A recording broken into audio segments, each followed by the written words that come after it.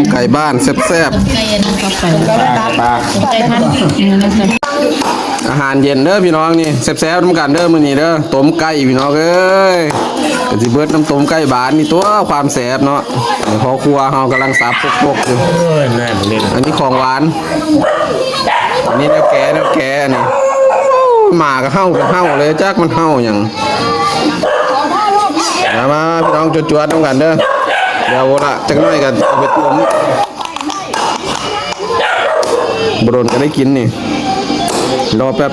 นึงแซ่บๆน้ำกันต้มไก่พี่น้องเอ้ยต้มไก่เปิดชมกันเด้อหอนแล้วบ่โอ้กำลังโคตรพี่น้องต้มไก่บ้านจักหน่อยก็ได้ทีละเดี๋ยวก็ได้กินอดใจรอกูรอทางในก็ได้ปิดเกิบไว้คือเก่าเอาเปิดหน่อยสิครับโอ้ลืมใส่ส้มอยู่บ่นี่ส้มนะรอมสุกเปื่อยคนละบ้านนี่ก่อนยันมันสุกโอ้หน้าตาเป็นแซ่บแล้วล่ะต้มไก่บ้านนี่คือสิแซ่บอยู่ดิต้มไก่บ้านต้มแบบธรรมชาติใส่ใบมอนใส่ส้มมะขามต้มแบบบ้านๆบ่มีการปรุงแต่งอย่างมากมายพี่น้อง2ตัวถ้าเอาปรุงแต่งหลายมันเสียรสชาติของการต้มไก่เสียรสชาติของต้มไก่บ้านอันนี้ให้มันมีกลิ่นอายของไก่นะครับมีเงินเนาะต้มไก่บ้านพี่น้องทุกแล้วบ้านมาเด้อแซ่บๆกันเด้อกินข้าวแซ่บเป็นยังมื้อนี่ตัวบักสองซาวก็มีมันรู้บ้างขนาดตาน้ำมันเนี่ยแล้วเล่นเลยแซ่บอีกแล้วต้มไก่บ้านพี่น้องเอ้ยเอาไปเลยเนี่ยเอาคุณเลยไปทำงาน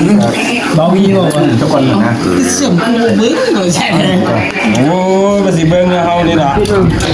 เอาอีกแล้วตัวผีอะไรเขาเด็กอะไรนั่นละที่เขา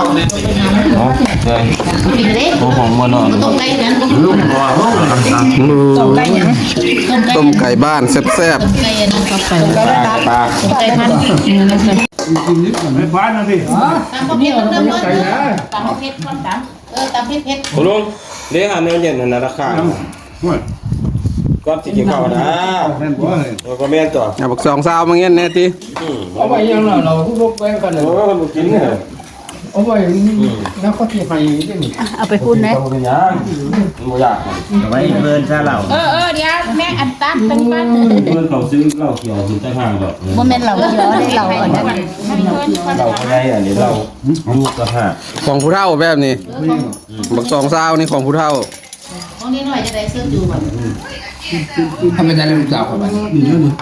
แม่ไปเดี๋ยวยังพอได้ออกมา